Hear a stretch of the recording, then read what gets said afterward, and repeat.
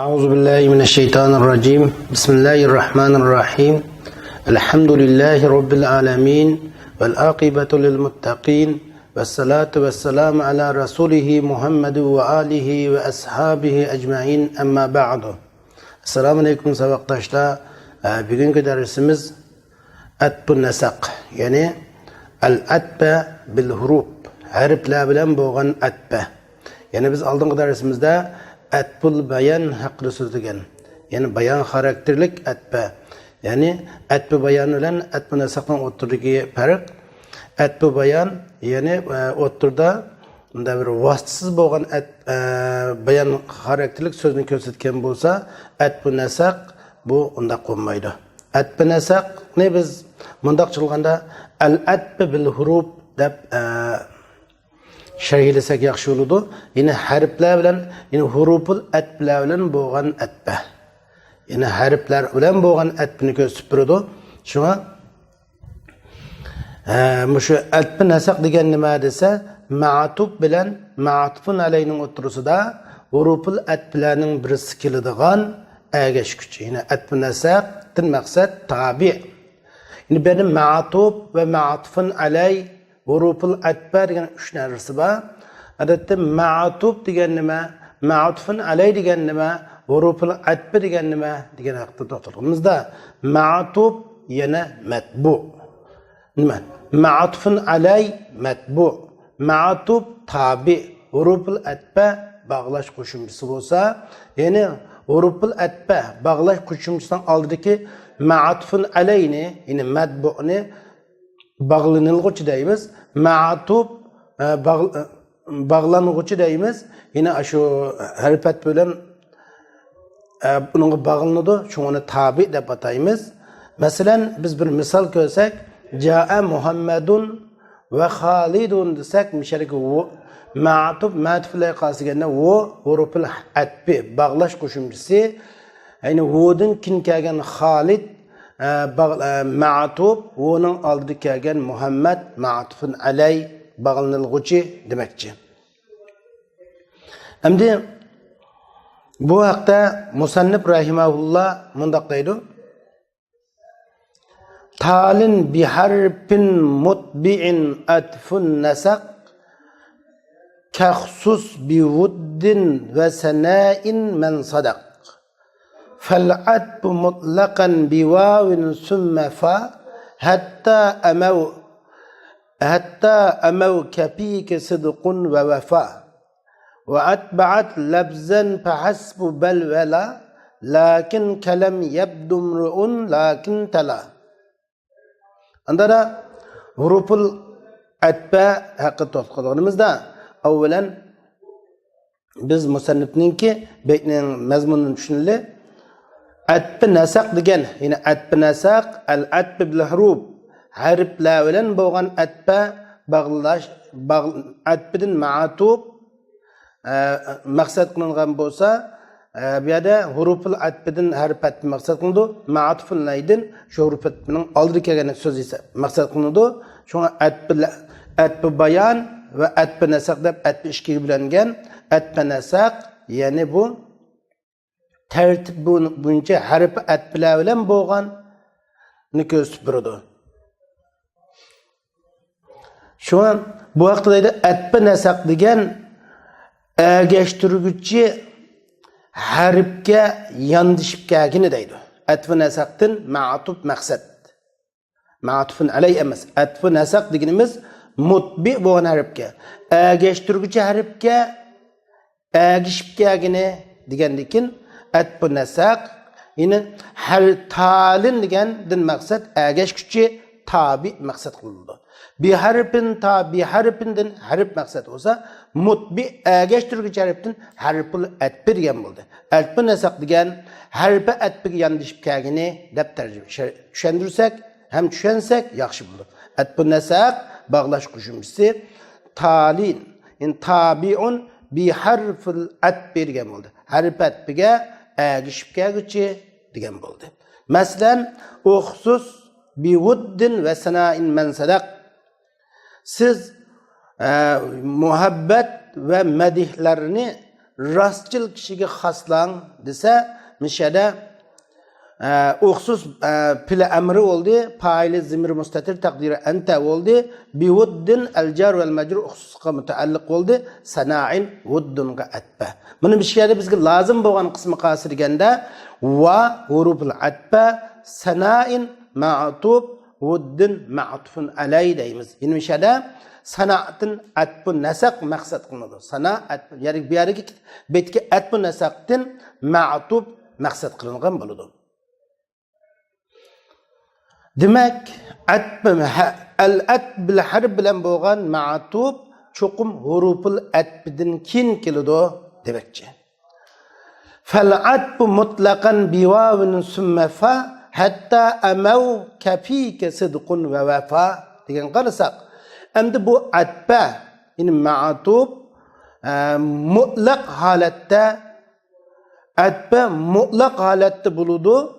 Vav bilan yoki simmi bilan yoki fa bilan hatta bilan am bilan av bilan bo'ladi. Masalan fika sidqun va vafa sizda rostchilik va vafodorlik bor deganga o'xshash. Endi bu yerda fal atbu mutlaqa biwawin dedi. Endi biz bayam talin bir harfi mutbi deganimizda agashtiruvchi harf dedik. Ya'ni bu agashtiruvchi harfga agishib kelgan nimaga agashtiradi deganda u ya'ni ikkinchisini birinchisga, ya'ni ikkinchi ismni birinchi ismga, ikkinchi kalimani birinchi kalimaga yoki ikkinchi pilni birinchi pilga degandek, ikkinchi so'zni birinchi so'zga labzida va ma'nida yoki faqat labzida o'rtoqlashtiruvchi harf degan bo'ldi. Huruful atb degan nima edi? Huruful atb degan bog'lash qo'shimchisi. Ya'ni u huruful atbni musannif bu yerda mutbi deb harfun mutbi'un dedi. Harfun mutbi'un degani harfun mutbi'un mushtarikun lis-sani ma'al awwal fil labz wal ma'na aw fil labz faqat. Ya'ni ikkinchisini birinchisi bilan labzi va ma'noda o'rtoqlashtirgan yoki labzidan ham o'rtoqlashtirgan bir harfni demakchidir. Unda bo'lsa bu yerda mutlaqan degan iborat keldi. Mutlaqan fal atbu labzan va ma'nan demakchi. Yine atba vovlan bo'lgan atba labzan va ma'nan shu ma'tufun alayga agishidi demakchi. Vovlan bo'lgan atba, fa bilan bo'lgan atba, sim bilan bo'lgan atba, hatta am va avla bilan bo'lgan bu 6 harf bilan bo'lgan atba mutlaq holatda ma'tuflarga agishidi. Mutlaq deganimiz labz jihatdan agishidi va ma'na jihatdan agishidi. Masalan fika sidqun va vafa deganga o'xshash. Endi sizda rostchilik bor va vafodorlik bor desak, sidqun mubdai muakhar, vafa sidqunga atba. Unda bo'lsa, ya'ni vafamu mubtadaning hukmida bo'ladi. Sidqun marfu ekan, vafami marfu o'qiladi, rafi o'qilib keladi demakchi biz bu yerda. Endi vavlan, favlan, summa avlavlan hammasida ma'tuflarga labzan ma'agishido va ma'nan ma'agishido degan bo'ldi. Wa atba'at labzan fahasbu bal wala lakin kalam yabdu mru'un lakin tala dedi. Bal la lakinlar faqat labzida ma'tuflarga agashtirdi. In lam yabdu mru'un lakin tala deganga o'xshash. Inson oshkora bo'lmadi, lekin kiyik oshkora bo'ldi. Tala degan kiyik oshkora bo'ldi demakchi. Shunga bal va la va lakin faqat ma'tufun alayga agashtirdi, labzida emas ma'noda demakchi. Shunga demak baytning tarjimasi mana shunday iborat. Demak huruful atba kullu tis'a. Yani 9 harf. U ikki qism bo'ladi. Birinchi qismi yuqoriqi 6, ikkinchi qismi 3. Endi birinchisi ya'ni ma'tuf bilan ma'tufun alayni labzida va ma'nida shirkni, o'rtoqlikni taqozo qilgani. Demek labzida ve ma'nada dedik. Aşırı biz mutlak endim. Anda olsa labz bilen boğan maksat hükmül i'rabi. İ'rabi hükümde ortaklık ne? İ'rabi hükümde dediğimiz yani ma'atfın lay zamm qılsa ma'atfın zamm qıldı. Ma'atfın lay fata qılsa ma'atfın fata qıldı. Ma'atfın alay kesr qılsa ma'atfın kesr qıldı demekçi. Mesela Ja'a Muhammedun ve Halidun. Ra'aytu Muhammeden ve Haliden. Merartu bi Muhammedin ve Halidin degan o'xshash. Endi o labzi ve manada ortaklıkını deptik. Labzi qo'shurken, i'robiy hukmken. Ma'na bilan bo'lgan maqsad nima deganda? Ma'na bilan bo'lgan maqsad ma'tufun alayga isbotlangan hukm ma'tufun isbotlanadi demakchi. Ma'tufun alayning ma'tufun alay uchun isbotlangan mazmun ya'ni ma'tufun isbotlanadi dedik.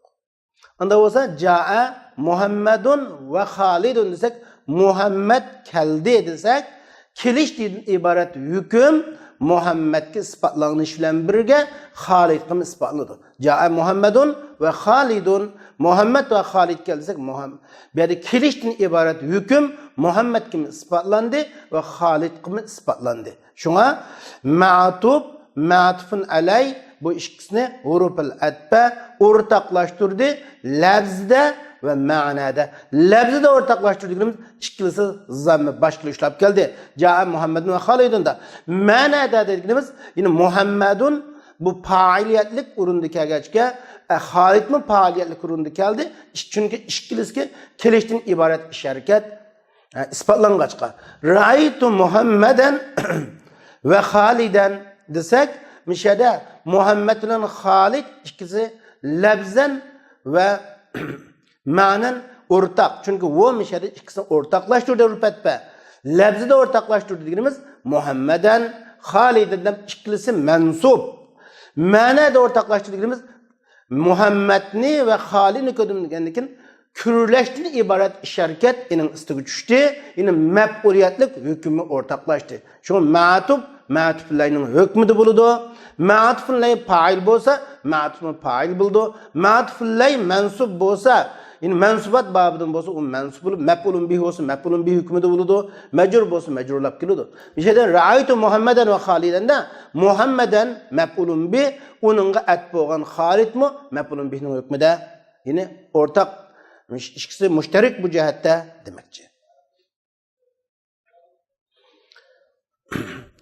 Endi tüvenlik ikinci kısmı çoğu bu bel ve la ve lakin. Bular fakat ma'tufla ile lebzilam ortaklıkını ifade biridu, manada ortaklıkını ispatlamaydı. Bundak deganligimiz ma'tufla ile yine harfatidan kinkagan bağlanğıcı, bağlanılğıcıga i'robi hükümde agişidu, i'robi hükümde ortak buludu, lekin ma'nada ortaklıkını ifadelemaydi.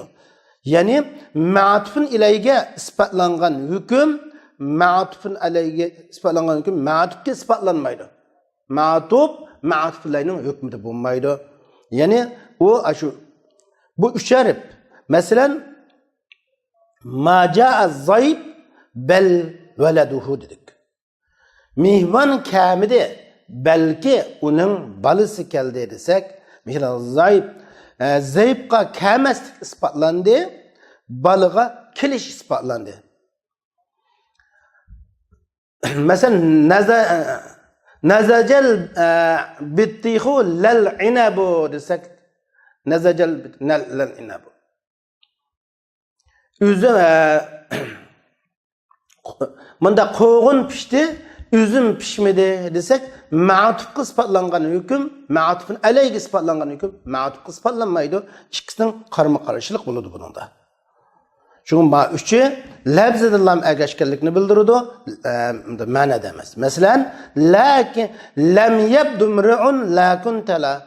İnsan ko'rilmadi, oshkor bo'lmadi, lekin kiyikning balasi oshkor bo'ldi desek, buni mishada lakin hurufat bulup tala degan imru'unga lafzida ortak imru'un marfu açık talamu marfu ama manada ortak emas. Yani imru'unga Kürelmegenlik ispatlangan bolsa, talağı kürelgenlik ispatlandı ki, kürelmegenlik ispatlanmaydı demekçi biz. Mana bu yukarı 3 beytninki tafsilatı. Demek huruful atba bu musannifning ko'z qarashi 9, bir va, summa, fa, hatta, av, am. Bel, la, lakin ibarat 9 buludu. Bu çoğun jihatdan 2 qismga bo'lendi. Endi tuvanda bu huruful atbilani tafsili vodun başlap sharhlanib o'timiz. Musannif bu haqda mundaq deydi. Fa'atib biwawin lahiqan aw sabiqa fil hukmi aw musahiban muwafiqa dedi. Endi bu harfat bo'larning birinchisi bo'lgan va haqida to'xtalamiz. Musannif deydi ki bu haqda va bilan lahiqni yoki sabiqni yoki bil bo'g'uchini hukmda atbiq qiling deydi. Lug'at ma'nosi. Lahiqni sabiq bilan, sabiqni lahiq bilan yoki musbil kelgan muvofiq holati bil kelganni ayni atbiq qilsangiz bo'ladi demak cho'g'ini mutlaqi jam'iy ma'nosini, ishtirok ma'nosini hukmda mutlaq jam'iy ma'nosini bildiradi, hukmda o'rtoqlashganlik ma'nosini bildiradi, tartibni ifodalamaydi. Demakchi. Bu tartibni ifodalamaydi, qarini bilan birga ma'iyatni ham ifodalamaydi. Ammo mutlaq holatda ama qarin bilan ba'zilar bu o ma'ya bo'lib keladigan ahvollar bor. Shu mutlaq jami ma'nosi bor. Mutlaq jami deganimiz masalan bu jaa Muhammadun va Xalidun desak, Muhammad va Xalid keldi desak, bu yerda Muhammad va Xalid desak, Muhammadning burun Xalidning kin kelganligini bildirmaydi. Biz lahiq bir sabiq emas. Yoki jaa Muhammad va Xalid desak, ikkisi birga keldi, qo'l tutishib keldi deganini bildirmaydi. Ish qilib, bu yerda Muhammad va Xalidning ikkisining kelish degan hukmda o'rtaq ekanligini bildiradi. Ikkisi kelishdi, hukmda o'rtaq. Şuna bir yerda deydi, va bilan atbiqin lahiqni kin kelganini ilgir kelganga atbiq qilsangiz bo'ladi. Aw sabiqan deydi. Yoki ilgir kelganini kin kelganga atbiq qilsangiz bo'ladi. Hukm degan nima? Kelish degan hukmda jaaga misol qilsak, kelish degan hukmda atbiq qilamiz. Jaa Muhammad va Xalid desak, Muhammad bilan Xalid birga kelgan bo'lishi mumkin. Birisi burun, yana birisi kin kelgan bo'lishi mumkin. Biz kelish degan hukmda ikkisini o'rtaq ekanligini ifodalab atbiq qilamiz. İlgir kellik ma'nosi chiqmaydi bundan. Yoki aw musahiban muwafiqa. Birga kelguchini birisi-birisiga atbiq qilsangiz bo'ladi. Jaa Muhammad Xalid. Masalan, Xalid jaa Muhammadun va Xalid degani Muhammad va Xalid keldik. Amaliyotda bu kelgini Xalid burun kelib Muhammad kin kelgan bo'lsa-mu, yenilam jaa Muhammad va Xalid degili bo'lardi. Bu yerda tartib degan hukm asla yo'q. Ma'tub, ma'tuflayni masalan jaa desak, kelish degan hukmda o'rtaq ifodalab berdi. Ra'aytu Muhammadan va Ahmad desak, Ahmad bilan Muhammadning ko'rlash degan hukmda, ko'rilish degan hukmda o'rtaq ekanligini ifodalab berdi. Marartu bi rajulin va Muhammadin, marartu bi Muhammadin va Xalid desak, Muhammad va Xalidning kelish degan ashulning qashtin bil o'tash degan hukmda o'rtaq ekanligini bildiramiz. O'shaning qashtin bizning o'tganligimizni ifodalashdi. Shunga bu lahiqan aw sabiqan aw musahiban degan gap voda tartib ma'nosi yo'q deganni bildiradi. Ya'ni bu mutlaq li mutlaqil jami fil hukmi la tufidu tartib degan ma'noda. Masalan, mutlaqi jam'iga dalolat qilgan misollardan ichdan bir misolni ko'rsak, wasjudi warka'i ma'ar raki'in deb kelgan. Wasjudi warka'i ma'ar raki'in. Siz ruku sajda qiling va ruku qiling, ruku qilguvchilar bilan birga desa, sajda rukudan burun bo'lmaydi. Ruku sajdadan burun bo'ladi. Mana bu yerda bu sajda degan rukudan kin kitgan butqan turib, lekin sajdining gapi burun o'tirib qo'ygan. Chunki bu yerda u tartibni bildirmaganlikqa dalolat qiladi. Endi bu yerda yine Qur'oni Karimda udkhulul babe sujjadan va qulu hittatun deb kelgan. Sizlar Muşu işten seydi qilib kiringlar ve hittatun danglar dedi. Yeni bir ayette qulu hittatun ve dukhulul babe succada deb keldi. Sura Baqara'nın 58. ayetinde udkhulul babe succadan ve qulu hittatun deb keldi. Sura Arab'ның 161. ayetinde qulu hittatun ve dukhulul babe succada deb keldi. Mana bu onun mishada ve qulu hittatun bilan ve dukhulun o'tirib onun tertib ma'nosini bildirmayotganligiga dalolat qiladi.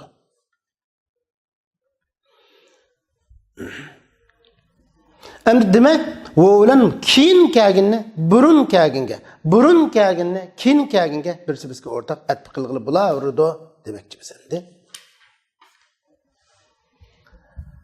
Yana onun bazı xususiyatlarining qatoridan Musannif rahimahulloh mundaq deydi: "Vaqsus biha atballazi la yughni matbu'uhu kastabba haza wa ibni." dedi. Siz şu bilan matbu'i tabi'tin bihajat bo'lmaydigan narsani atbi qilishga o'ni xas qiling. O'nila marifat qilib ishlatkili bo'ladigan onun gayrini bundaq kada harpatbi qilib ishlatkili bo'lmaydigan urullarım var. Bununla alayda o'lam xas buludu. Yani vaqsus biha şu o'ni xas qiling deydi. Nimaga? Onun matbu'i tabi'idin bihajat bo'lmaydigan narsaga. Yani ma'tuf ve ma'tufun ilaylik shakllanmay ma'na ifodalanmaydigan yerlar bor. Mesela istaffa haza ve ibni dese, istaffa degan saptuzdi degan bo'ldi. İstaffa haza dese, bu saptuzdi desek bir adamni saptuzdi degan olmaydi. Saptuz uchun az degani 2 ya undan ko'p adam bo'lsa-lamto, anda bo'lsa bu yerda matbu ve tabi degan bir narsa shakllanmasa olmaydi ekan, buning matbu'i tabi'tin bihajat olmaydi. İstaffa hazada hazaga cho'qim bir narsa tabi bo'lish kerak. Haza matbu bo'lish kerak. Shunga o'ni xas qilib shu o'ning matbu'i harpat bo'lgan o'ning matbu'i o harpatning oldida kelgan ma'tufun alay ma'tuf bo'lgan tabi'tin biyajo bo'lmaydigan narsalarni atib qiling deydi. Masalan bu qatorida istappaga o'xshash saptuzdi yoki tasharakaga o'xshash yoki ixtas masalan tanaza'ga o'xshash. Mesela tenaza, talaş tartış kılış için çokum yalğız tenaza Muhammed dese Muhammed talaş tartış kıldı olmaydı. Tenaza Muhammed ve Halid desek olurdu. Bu yerde onun başkasını işletkili bulmaydı. Hem de teşareke desek yine onun başkasını işletkili bulmaydı. Şuna bu yerde oğlan bunun has buludu. Neymiş karısa oğlu ma'iyet manası boğallık için. Oğlan bu çünkü ma'a manası olan bir ispatlanması olmaydı. Şuna bu ve benim oğlum septüzdü. Stappa haza ve ibni. Bu ve benim oğlum septüz desek mişere o harpat bilen kamisi bo'lmaydi mişere. Şuna matbu'i tabi'den bihajat olmaydigan narsalarni o atib qilishga o'ni xas qiling deyishimiz shu. Musharikat ma'nosi ifodalayotgan yerda cho'qim o kamisi bo'lmaydi. Mana bu o'ning xususiyatlarining qatoridan biri. O harpat bo'lib keldi. Endi harpat bilaning ikkinchisi fa, üçüncüsü sümme muj ikisi haqida to'xtalamiz. Tuanki baytda bu haqda Musannif rahimahullah mundaq deydi. Vel fa'u lit-tartibi bittisali ve sümme lit-tartibi binfisali. Fa tertip üçün kilidu muttasillik bilan, yani bila mühlesizlik bilan, sümme tertip üçün kilidu infisallik bilan. Munfasillik bilan ina mühletni ifodalash bilan birga demakchi. Yani bittisal deganni bila mühletsizlik bilan, binfisal deganni mühlet bilan demakchi. Demak, fa mu tartibni ifodalab beradi, summa mu tartibni ifodalab beradi, ammo fa tartibni mühletsiz tartibni ifodalab beradi. Ma'tuf bilanning o'tirida mühlet o'tmaganligini ifodalab tartibni ifodalaydi. Ama sümme ma'tuf bilanning o'rtasida ma'lum muddat o'tganligini ifodalash bilan birga tartibni ifodalab berdi. Muhlat ma'nosi bilan keladi demakchi. Mana bu harpat bo'lgan fa bilan summaning ahvollari bo'ladi. Endi Bu yerda tartib degan gap chiqiliq. Fa ma'tuf bilan ma'tuflayni ma'lum bir ish harakati shirklashtiradi. Muhlatsizlik bilan tartibni ifodalaydi. Masalan, jaa Muhammadun fa Khalidun desak, jaa Muhammad fa Khalid desak, Muhammad keldi, ondan Khalid keldi desak, ikkisi kelish degan hukmda o'rtaq shirk. Ammo tartib bor. Ya'ni jaa Muhammad fa Khalid desak, avval Muhammad keldi, ondan keyin Khalid keldi, chunki bunun tartibi bor. Ammo muhlatsiz ma'a ta'qib orqadan bo'lganligini bildirildi. Ya'ni ittisol holatda. Aning keynidan av kelganligini bildirdi. Ya'ni Muhammadning keynidan Khalid kelganligini ifodalab berdi. Shunga tartib ikkiga bo'linadi. Tartibun ma'naviy, tartibun zikri deb. Ma'naviy tartib va zikri va lab tartibi lafzi desak bo'ldi. Tartibi ma'naviy ve tertibi lafzivi yoki tertibi ma'naviy ve tertibi zikri ikkisi o'rtaq. Unda o'zi tertibi ma'naviy degan nima desa, tertibi ma'naviy deganimiz ma'tufdagi ma'naning amaliyotga chiqish zamoni ma'tufun alaydagi ma'naning amaliyotga chiqish zamonidan amaliyotda keyin bo'lganligi tertibi ma'naviy. Ya'ni ma'tufdagi ma'naning vujudga chiqish davri ma'tufun alaydagi ma'naning vujudga chiqish davridan keyin. Masalan, dakhalal mudarris fabada'a sharha yoki dakhalal mudarris fabada'a darsa. Mudarris kirdi-da darsni boshladi desak, anda da misha tartibda ma'naviy tartib borki, mudarris kirgandan keyin ondan darsni boshlagan. Ya anda olsa bu yerda ma'tufdagi darsning boshlanish ma'nosining vujudga chiqish zamoni cho'qim ma'tufun alay bo'lgan mudarrisning sinfga kirish zamonidan keyin bo'lganini bildiradi. Shunga demak, darsning boshlanish zamoni mudarrisning sinfga kirish zamonidan haqiqatan amaliyotda keyin bo'lganligini bildiradi. Masalan, yana ba'zi misollar qarasak, "Fawakazahu Musa faqada alayh." Musa alayhisalom heliq odamni birini qo'ydi, shu sababdan u odam vafot topdi desak, mana bu yerda cho'qim bu yerda tartib bor. Urush zamoni nima? Uning vafoti zamonining vujudga chiqishi cho'qim urush zamonidan keyin bo'lganligini bildiradi. Tartibi ma'naviy deganimiz shu. An tartibi lafziy degan lafzida tartib bor, lekin ma'noda bu tartib yo'q deganni bildiradi. Ya'ni ma'tufning vujudga chiqishi ma'tufun alaydan keyin faqat u ikkisini so'zlash hisobi bilan, u ikkisini vujudga chiqish zaman hisobi bilan emas.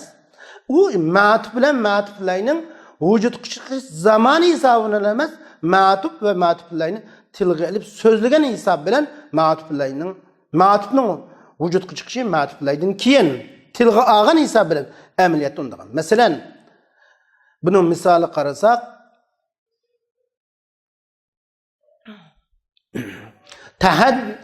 haddasana al-muhadir an Ali fa Usman radhiyallohu anhuma.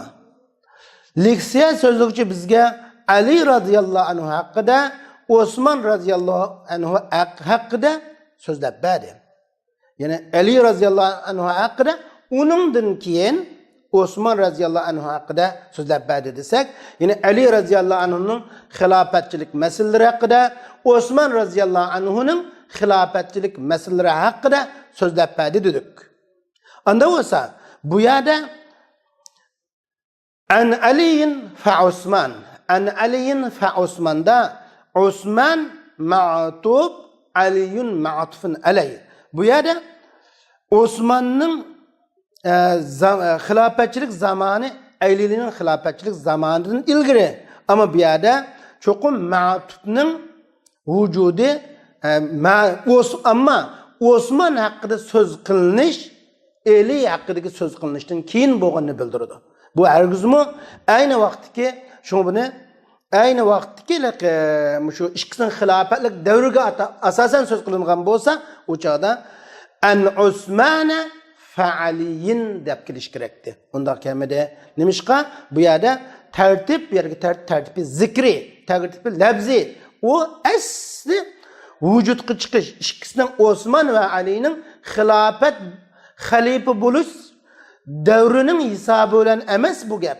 Faqat leksiya so'zliguchining leksiyani tilga olgandiki vaqalikni qatoga olib turib so'z qilingan. Shunga leksiya so'zliguchi bizga Ali haqida, ondan Osman haqida dedik. Bu yerda faqat shu ikkini tilg'ilish hisobi bilan Alining to'g'risida so'z din keyin Osmanning radiyallohu anhuning haqidagi so'z ilib berilgan deymiz. Buni tartibi zikri deymiz. Ma'tubning vujudga chiqishi ma'tublardan keyin deymiz. So'zlash hisobi bilan. Amaliyat uning harakatining vujudga chiqish zamoni bilan emas. Endi bu yerda yana bir gap chiqdi.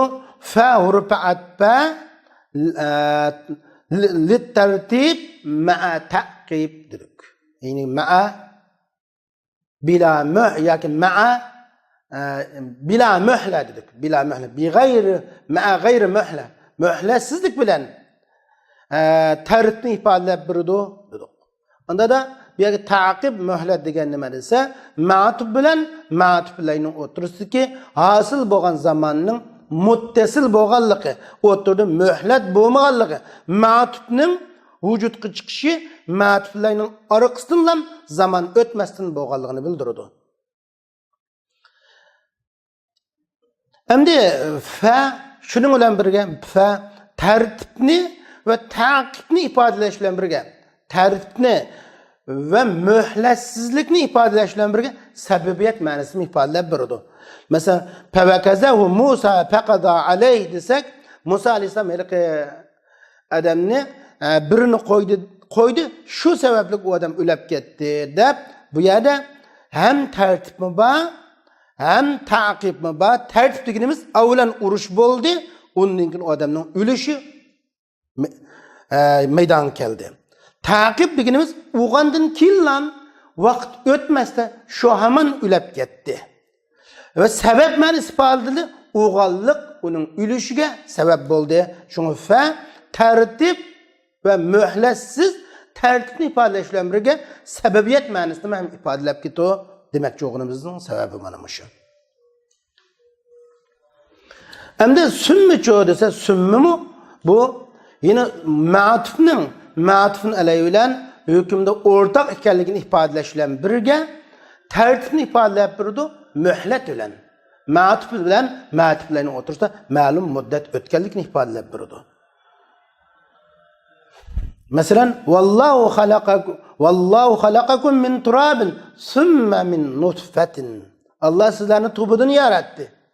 Uningdan keyin ma'lum muddat o'tdi. Tartibba avval insonning yaratilishi to'pidan bo'lgan, uningdan keyin ma'nidan bo'lgan.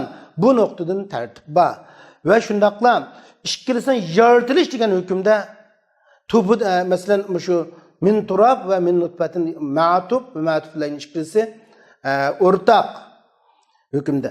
Ammo tartibba va muhlatba o'tirisida deb qaraymiz. Shunga bu yerda lit tartib mishada bil bin pisal bittisal deb keldi. Bu yerda bin bittisal deganimiz bila muhla bin pisal ma'a muhla degan ma'noni bildiradi. Summa bilan fa'ning o'tirishga farq faqat summa ma'tufni o'zidan keyin kelgan ismni o'zidan oldingi so'zga atf qiladi, bog'lab keltiradi, lekin ma'tuf bilan ma'tufning o'tirishda ma'lum vaqt o'tganligini, bir muddat o'tganligini ifodalab beradi. Ammo fa'da undaq bo'lmaydi. Masalan, ja'a Muhammad summa Ahmad desak, mishada Ahmad Muhammadga i'rob jihati bog'langan, chiqilsa marfu faoliyatlik hukmda o'rtaq. Lekin Ahmad bilan Muhammadning kelish degan hukmda o'rtaq. Lekin kelish degan hukmda o'rtaq bo'lgan bilan mushu kelish jihati muhlat bor. Masalan, Muhammad kelib ma'lum muddatdan keyin ondan Ahmad kelganlikni bildiradi.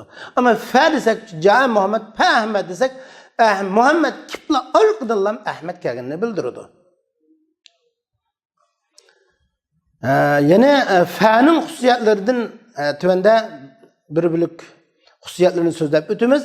Vəxsus bipa'in atbi ma laysa sila alellezi istaqara ennehu sila.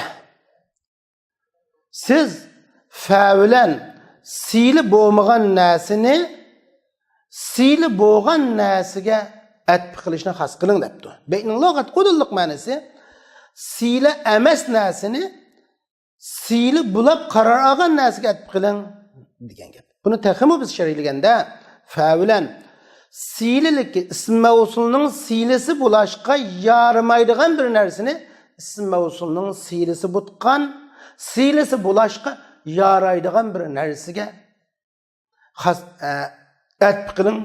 Buning da fa'ni xas qiling demakchi.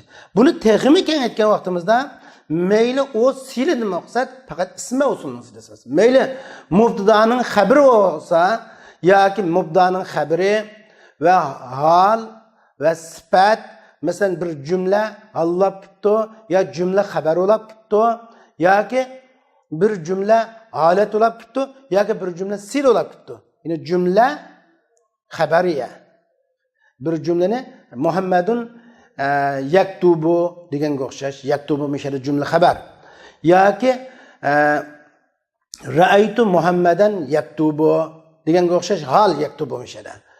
Ya ki amde bir sıfat olab ketdi.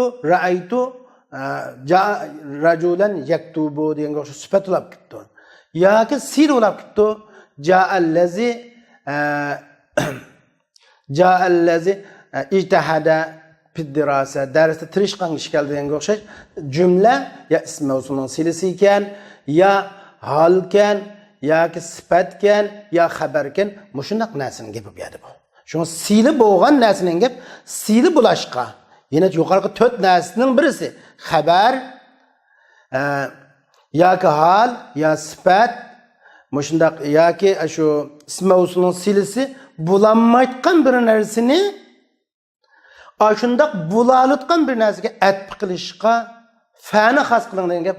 Qanday bulalatu, qanday bulanmaydi desa cho'qim bu yerda robit kiradi. Cümle haber oluş için mubdani bağlap durgan bir rabıta oluş gerek. Sıfat cümle nekresinin sıfatı oluş için bir rabıta oluş gerek. Cümle hal oluş için sahibini bağlap durgan bir rabıta oluş gerek. Cümle ism mavsulun silisi bo'lganda çoğun bir rabıta oluş gerek. Yine rabıta yok bir cümleni rabıta bar bir cümlege atbi keltirishda fa'ni xas qiling deganni bildiradi. Yani ism shu nimaga mubdaning xabari olsa, mubda qaytgan zimirni o'z ichiga olganga, zimirni o'z ichiga olmaganni atbi qilsangiz bo'ladi. Sifat olib ketdi, mavsufga qaytgan zimirni o'z ichiga olgan jumlaga, mavsuf qaytgan zimirni o'z ichiga olmagan jumlani atbi qilsangiz bo'ladi. Holat olib kelganda sohibul halga qaytgan zimirni o'z ichiga olib kelgan jumlaga oyna zimir kelmagan jumlani atbi qilsangiz bo'ladi. Ism mavsulning silisidan ism mavsulga zimir qaytdi cümleler gelsa ism mavsulning silasi kelgan jumladan ism mavsulga zimir qaytgan jumlaga zimir qaytmayotgan jumlani atbi qilsangiz bo'ladi demakchi. Masalan, biz buning misollarini ko'rib o'tsak,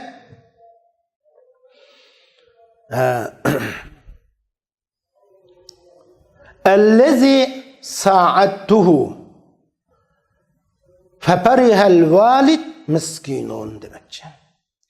İşte biz ism mavsulning silasi men yordam bergan kishi miskindur demakchi. Allazi sa'attuhu miskinun. Allazi mubtada. Sa'attu allazi ism mavsul mabni ala sukun fi mahall raf'i mubtada. Sa'attuhu allazini ism mavsulning silasi miskinun xabar. Allazi sa'attuhu miskinun. Endi mishada sa'attuhu allazinin silasi olishga yaramdi. Yaraydı. Saatudaki uzimir çokum allazi qaytidi. Anda bo'lsa, mushning bir so'zni atbi qilganlar bo'ldi. Allazi sa'attuhu fa farihal validu miskinun. Men yordam bergan andin heliqi dada külüp xuşal boğan kişi miskindir degan bo'ldi. Mishada ama perihel valid allazi degan ism mavsulining silsilasiga yaramaydi. Mishada perihel valid degan ism mavsulining silsilasiga yaramaydigan bir cümleni saat degan ism mavsulining silsilasiga yaraydigan bir cümlege atib qildik. Nimaga yaraydi, yaramaydi desongiz, chunki perihel valid allazining silsilasiga yaramaydi, chunki allaziga qaytadigan zimir yo'q. Biz bunu endi xabarga misal aldık. Mesela an-nakhlu yar'ahul falla fayaksuru tamru. Xorma daraxiga dehqon ko'ngil bo'ladi, andin shuning bilan xormillari ko'p bo'ladi dedik. An-nakhlu yar'ahu al-falla. Xorma dehqon uningga alohida ahamiyat beradi, shundan xorma ko'p bo'ladi. النخل مبتدا يرآه الفلاح جملة خبر أم يرآه الفلاح النخل degan mubdaning jumla xabar bo'lishga yaraydi. يرآه deki zimir naxliga qaytib chiqadi. Ammo fayaksuru tamruni يرآه الفلاح degan mubdaning xabariga atf qilishga bo'ladi. Chunki ammo bu xabar bo'lishga yaramaydi. Chunki buning qaytgan zimiri yo'q.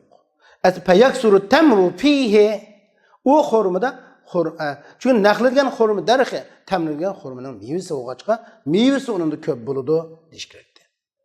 Yoki sifat desak ham bo'ladi. Haza rajulun qama ala tarbiyati avladihi. Mana bu avlodlarining tarbiyasini ijro qilgan er. Yoki avlodlarini tarbiyalashni yaxshi ilib borgan er. Şimdi qamel ala terbiyeti evladi raculunun cümleden kelgen süptü oludu. Yani qame ala terbiyeti evladihi raculunun süptü oluşu yaraydı. Nemişqa? Çünkü bunundan raculga qaytıtman zimir var.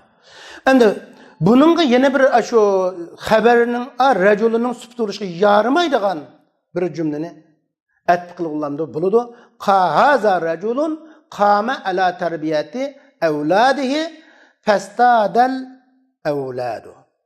Evlatlarının terbiyesini ilip bargan, anın evlatları pestepadına yaramlık adam boğan erdik bunu. Şuna pestadel evlad mişede qame ala terbiyeti evladına et boğusu mu? Lekin raculunun süptürüşü yaramaydı. Onun qaytıqan zimri olmağanlık için bunu bundaq yerlerde fa'lan et qilishga bo'ladi. Fa'ni xas qiling dedi. Mesela hal dedik, biz 4 narsani dedik bayam. Hal odatda jumladan kelganda sohiblarga bir zimir qaysi bo'ladi.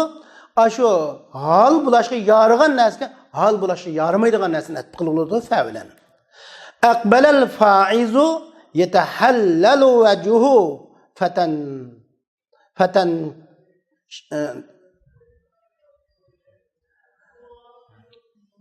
aqbalal fa'izu yatahallal wajhuhu. Utuq qazanğuchi yüzleri naiti çaqnıgan halatda keldi.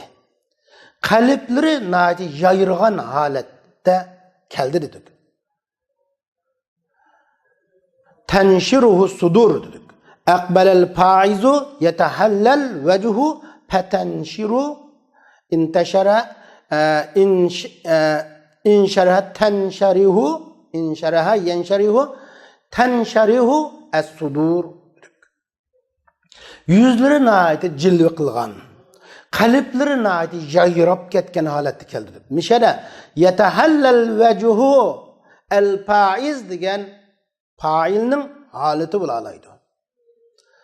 Ammo tansharihul sudur yatahallalu wajhuga at bo'lgan bilan holat bulanmaydi. Nimishqa holat bo'lish uchun faizning qaytgan zimiri yo'q. Tansharihu suduruhu bo'lgan bo'lsa butdi. Undaq zimiri yo'q. Mana bu atidan shu sili bulashga yaramaydigan narsani sili bulashga yarayotgan narsaga at qilishga fa'ni xas qiling deyishning sababi mana shu. Bundaq o'rinda fa bilan at qilg'ili bo'ladi. Endi hurufat bilaning 4-si hatta. Hurufat bilaning 4-si hatta haqida to'xtalamiz. Musannif bu haqda mundaq deydi. ba'zan bihatta atib ala kullin vela yakunu illa gayetil lazi tala. Hatta ulan ba'zni kulgat qiling. Hatta ulan ba'zni kulgat qiling. U hatta ulan bo'lgan ma'tub ma'tufun alayning g'oyisi bo'lsin dedi. Va la yakunu illa g'ayatal lazi tala degan nima degan bo'ldingiz? Va haliya. U hatta ulan bo'lgan ma'tub hatta shu ma'tufun alayning g'oyisi bo'lgan holatda hatta ulan ba'zini kulgat qiling degan bo'ldi. Unda da demak ma'tub hatta ulan atib qilgan vaqtimizda hatta ulan atib qilganda ma'tub hattadan kin kelgan bog'lang'uchi hattaning oldiga kelgan ma'tufun alayning ba'zisi bo'lsin yoki ma'tub ma'tufun alayning nav'i bo'lsin, jinsidan bir nav'i bo'lsin va shundaqli ma'tub ma'tufun alayning g'oyisi bo'lsin. Ikki shart. Birinchisi ma'tub ma'tufun alayning juz'isi bo'lish yoki nav'isi bo'lish yoki far'isi bo'lish. Shuning bilan birga u ma'tub ma'tufun alayning g'oyisi bo'lish, ya'ni ziyodilikda yoki naqislikda bir g'oyisi bo'lsin deydi. Masalan, bir misol bilan bu masalani hal qilamiz. Farral junud hatta al-qa'idu. Farra al-junudu hatta al-qa'idu. Askarlar qochdi, hatta qo'mondan muqashdi desak, mishara hatta huruful atba al-qa'id ma'tub, al-qa'id ma'tub, al-junud ma'tufun alayhi bo'ladi. Endi mishara ma'tub ma'tuflarning juz'isi bo'lsin degan. Qo'mondan umumiy askarning ishidan bir juz'iy hisoblanadi. Qo'mondanmi shu askarlar qatorining turidan bo'ladi. Shunga ma'tub ma'tuflarning juz'isi bo'ldi. Sunduq. Shundaqla ma'tub ma'tuflarning bir g'oyisi bo'lsin dedik. Askarlar qochdi, oxiri qechishdan iborat g'oya kimga berib yetdi? Ma'tub bo'lgan qo'mondonga yetdi. Qechish g'oyisi ziyoda bo'lib, qechish ziyoda bo'ldi. U qochdi, bu qochdi, dastlabda to'q-yuraklar qochdi, odatdagi askarlar qochdi, qechib hatto qo'mondon bo'lgan rahbarmi qochdi. Bu qechish g'oyisi tug'an siri taraqqiy qilib ziyoda bo'ldi. Shunga mishada ma'tufun alayni endi kitobda musannif va la yakunu illa g'ayatal lazi tala deb qo'ygan. Shu ma'tuf yondashgan narsaning ma'tuf nima yondashidi? Ma'tufun alayhi yondashidi. Unda bo'lsa ma'tuf ma'tuflarning g'oyisi bo'lsin, ma'tuf ma'tuflarning g'oyisi bo'lsin, ha shundaq ma'tuf ma'tuflarning juz'isi bo'lsin deganimiz. Ma'tuf ma'tuflarning bir juz'isi. Shu misoldan tushunsak va shundaqli qechishdan iborat g'oya oxiri qo'mondonga berib taqashdi. Mana bu harpat bo'lgan, shu hatta bilan bo'lgan masala. Va undan boshqa masalan juz'isi bo'lsin dedik. Akaltu samaka hatta ra'saha. Men biliqni yedim hatta biliqning beshigacha desak, biliqning beshi biliqning bir juz'isi. Mushu misol qarasak, akaltu samaka hatta ra'saha.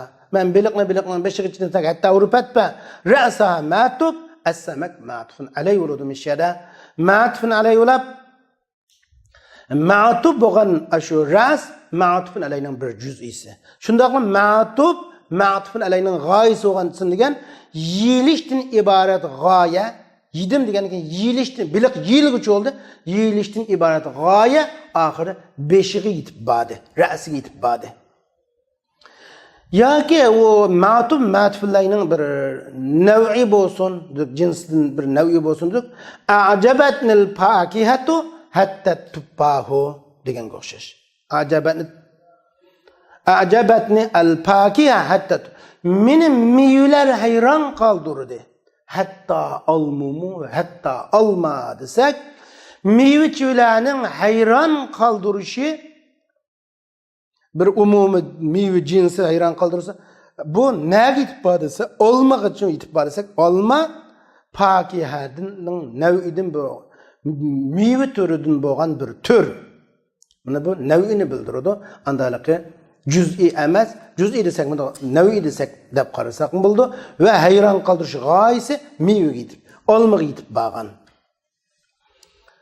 Endi shundaqla biz bu yerda harfat bo'lgan fa, harfat bo'lgan summa, harfat bo'lgan hatto deyman 4 harfi jarni ko'rib o'tdik.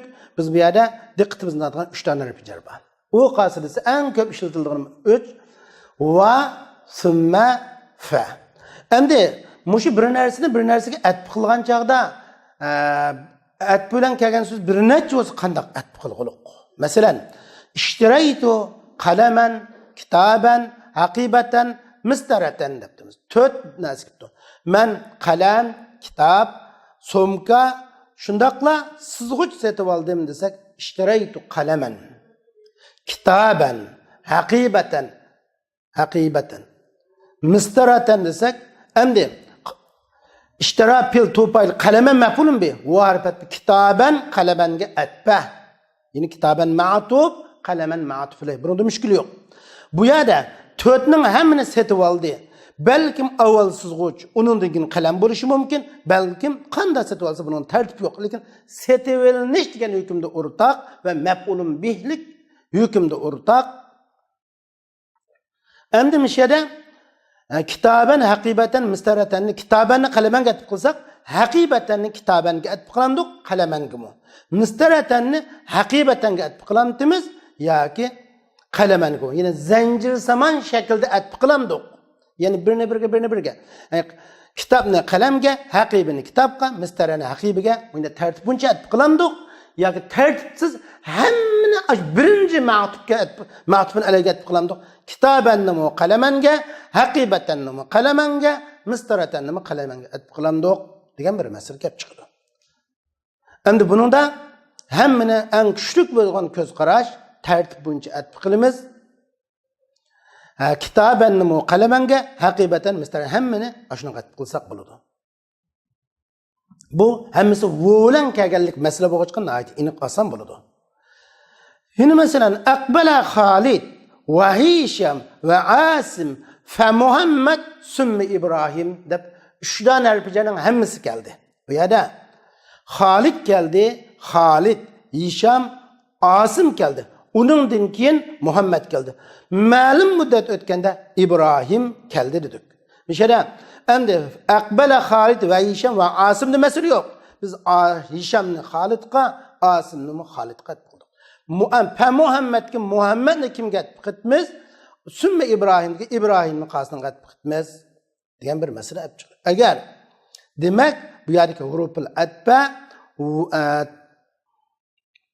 tartib bilan bo'lamdi yoki tartibning g'ayri uchun bo'lamdi, tartibsiz bo'lamdi desa, agar harf atba vo'ga o'xshash bo'lsa atba avval qisqa atb qilinadi.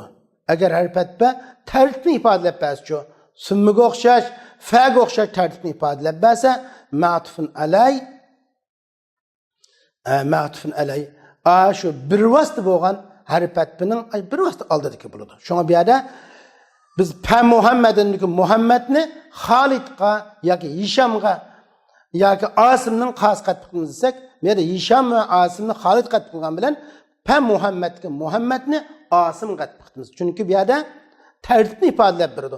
Fa tartibni ifodalab berganlik uchun hurfat bi tartibni ifodalab bermaganda hammani 5 qat qilamiz. Tartibni ifodalab berganda o'zining oldiga bir vaqt so'zga qatmizki, Muhammadga Muhammadni Asim qat qilamiz. Ammo summi İbrahimni kimga qat qilamiz desa, buni Muhammadga qat qilamiz. Shunga bu yerda Muhammadga fa'ni hurfat Muhammad Asim qatba, İbrahim Muhammadga qatba deb qo'yiladi.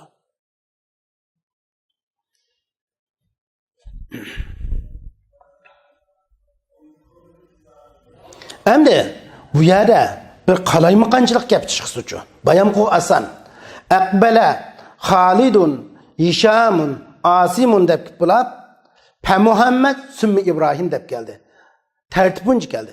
Endi bu tartib buzilishi uchun masalan Aqbala Khalid va Hisham deb summi İbrahim yoki Aqbala Khalid va Hisham summi Muhammad ve İbrahim deb kelsa. Demek Ma harfat böyle vo'lan kelgan harfat bilan o'tirishga matib bilan o'tirga ma sumi bilan kelgan so'z qistirilishi. Endi buningga qasat qilamiz. Xolid keldi ve Hisham keldi, andın Muhammed geldi ve İbrahim geldi deptimiz. Bir şeyde mesele hal oldu. Hishamni Xolid qatmiz bu iniq. Aqbala Xolid ve Hishamni Xolid qa. Summa Muhammedni Hisham qatmiz. Ama İbrahimni qasın qatmiz dese İbrahim aldırki Muhammed qatqıldı, hergiz mi Xolid qatqılmaydı. Bu iniq. Çünkü o böyle tertibini ifadelep bergen harfat bilen tertibini ifadelep berdiğin harfat kelsa çokum onun harfi ma'tub yüzden aldırki bir vaqt sözünü ma'tufunlay qilib şunun qatib qılındı. Bunu obdan isimizni saqlab olishga arziydigan bir mazmun. Bunu bu yuqorqi harfat bilan 4 chiqib bo'ldi. Navbatda harfat bilanning ichidan 5-inchisi bo'lgan Emgi keldik. Biz harfat bilan 9 degan 4 harfi jartugidi. Endi keyingi darsimiz harfat bilanning 5-inchisi em haqida bo'ladi. Keyingi soatda ko'rishili va oxir da'vana alhamdulillahi robbil alamin.